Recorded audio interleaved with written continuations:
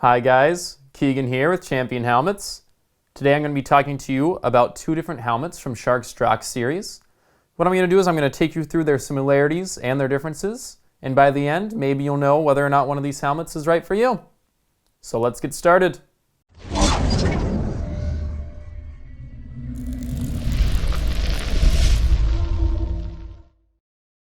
Shark released their initial Shark Raw back in 2013 and later changed the name to the Shark Drak.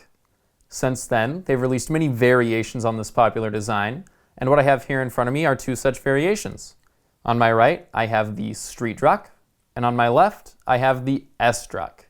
So all I'm going to do today is I'm going to take you through both these helmets, all their different parts, and I'm going to tell you in what ways they're similar and in what ways they're different. Before we get started, if you want to see dedicated reviews for any other helmets, or want to check out our new road tests where we put each helmet to the test on the road, then be sure to check out our channel under our review and road test playlists. First, let's talk about the main similarities between these two helmets. As you can see, they both maintain that same shape we saw with the original Drak, and they do both maintain that face mask we saw with the original Drak. Now it is worth noting that both these helmets are only approved as jet helmets, meaning that face mask isn't going to provide you with any protection in the event of a crash. These face masks are made of a thermoplastic, and they're simply meant to keep the bugs and the environment off your face as you ride. With that being said, both these helmets are probably best suited as urban cruising helmets. So first, let's talk about the Street Drak. The Street Drak is the most direct descendant of the original Drak, and like that Drak, it forgoes a traditional visor in favor of a goggle system with the elastic integrated into the side of the helmet. These goggles do provide a wider range of view compared to the original Drak, and they also have an easier clasp system. Now these goggles do come with an anti-scratch coating, and they are double paned, so they should do a good job of preventing any fog buildup. The mask on the Street Drak connects directly into the goggles, and that mask can be removed simply by taking it off those goggles, just giving it a little tug. And there we go. Now what this does mean is that while you can ride the Street Drak goggles, no mask, you can't go the other way around. So you can't ride with the mask and not with the goggles. Now this is something to keep in mind because the goggles that come with the Street Drak do have a slight tint to them, meaning they won't be very suitable for riding at night. So you will also be without that mask at night, unless of course you purchase new clear goggles directly from Shark. Now, as I mentioned earlier, the goggles have a new clasp system and are easy to remove. You simply slide them off that clasp on each side. And there we have them. Now, the foam on the goggles does seem quite comfortable. However, I do have some questions about its durability, especially if you're someone who likes to stretch them out and put them on top of your helmet. I think that foam will begin to deteriorate rather quickly. I do also think there's a potential for rain to get in through the top of the goggles because it doesn't exactly create a very tight seal at the top of the helmet. And I also think some rain might get in through the vents in the mask, especially if you're riding in some wind and rain. However, I do think overall this setup will do a fairly good job of keeping the elements off your face. The shell on the Street Drak is made of a thermoplastic, and it comes in two shell sizes, with a large weighing in at about 1,328 grams with the mask and goggles attached. Now as for ventilation on the Street Drak, obviously it's an open face helmet, so you're going to get plenty of ventilation in through the front. And even with that mask on, we find increased ventilation compared to the original Drak. So even with that mask on, you should stay nice and cool. And as well, we have a vent on top of the helmet, which can be open and closed as you wish. So this should be a good summer helmet and should keep you nice and cool on those hot days. So now, let's switch over and talk about the S-Drak. Obviously, the first big difference you'll notice, no goggles. The S-Drak opts instead for a drop-down visor. This visor does have large tabs on both sides, so it's easy to use whether you're right-handed or left-handed. The visor also comes prepared with anti-scratch and anti-fog coating, although I don't expect fog to be too much of an issue considering all the ventilation you're going to be getting in through the front of your helmet.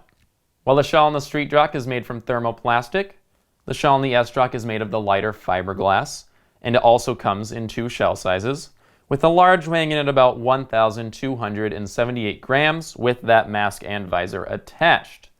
The S-Drak does also come with snaps for an optional peak. However, that peak is not included with the helmet. You won't find any ventilation on top of the S-Drak like we see with the Street Drak, so its ventilation will be slightly worse. However, due to the amount of air that'll be let in through the front of the helmet, I don't think this will be too much of a deal breaker. Unlike the Street Drak, the mask on the S-Drak can be worn with the visor up, and this is simply because the mask on the S-Drak connects into the side of the helmet, and like the one on the Street Drak, can be easily removed simply by giving it a little pull. I do find the mask on the S-Drak just a little bit easier to attach, simply because I don't have to fiddle with the goggles. You'll also see the mask has a slightly different design. Vents are in different places, but it should still provide just as good a ventilation, maybe even a little bit better. So lastly, let's take a look inside each helmet, starting with the Street Drak.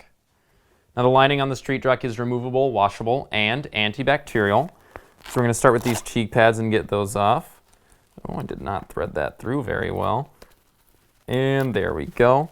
You'll see as we take these cheek pads off that there are cutouts for the speakers of the Shark Tooth communication system on both sides.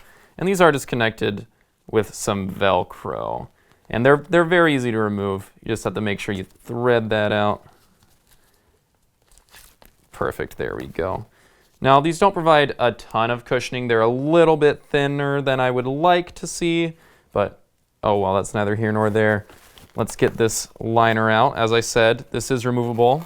You simply pull it out from those sides, pull it out around the back, and there we go.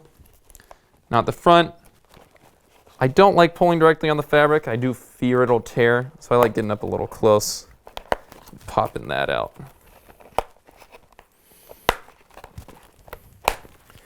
Perfect. Now the lining, it is a little thin. There's not a ton of cushion to it, but what's more interesting is what's inside the helmet. You'll see we do have these surprisingly deep ventilation channels, which just further proves that this helmet will do a great job providing ventilation for you during those hot summer rides. Now you'll also see in the back here a cutout for the installation of your Shark Tooth communication system if you so desire to have one installed. Like I said, speaker cutouts on either side of the helmet. Now let's take a quick look inside the S-Drak. Like the Street Drak, this lining is removable, washable, and antibacterial. Cheek pads, once again, just Velcro. That Velcro is a little bit sturdier, and you don't have to thread it out of the sides, which is a little nice just for, ease of use. You'll see once again, cutouts for our speakers for our Shark Tooth communication system. Now let's get out this lining. It's going to be very similar, except for on the back, you'll find these red snaps. You got to snap those off first, so you just sort of feel around for them. And then we can pull this out. And then sort of the same process on the back. Get a little bit close to it. All right. Ooh, almost. And there, I've got it. Now, once again, the lining is a little bit thin. It doesn't provide a lot of cushioning, not a lot of comfort there. I do find the material just a little bit softer, which is nice, maybe a little nicer against your head. Now, underneath this lining, you do see there's a mesh lining. This is not removable, or it's not supposed to be. It is glued in there. The glue is peeling a little bit. It seems rather cheap, so you could easily tear this out. You're just not going to really be able to get it back in there. Obviously, unlike the Street Drak, we don't see those ventilation channels. That's simply because, we don't have that vent on top of this helmet like we do on the Street Drak. And once again, in the back there, we do have a cutout to install our Shark Tooth communication system. So at the end of the day, each helmet has its pros and cons, and any choice between the two is largely going to come down to personal preference and cost.